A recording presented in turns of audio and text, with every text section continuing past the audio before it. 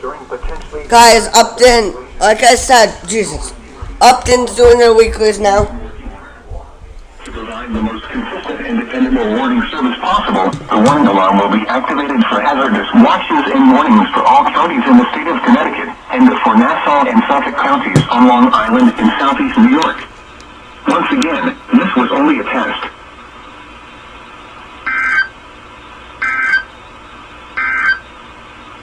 The marine forecast for Long Island Sound from New Haven and Port Jefferson East.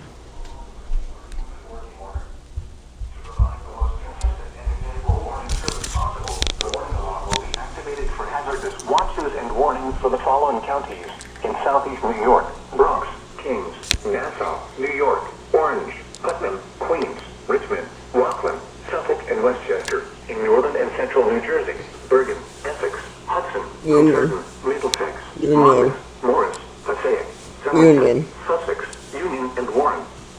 And in southwest Connecticut: Fairfield. So I have 2 videos to upload for y'all.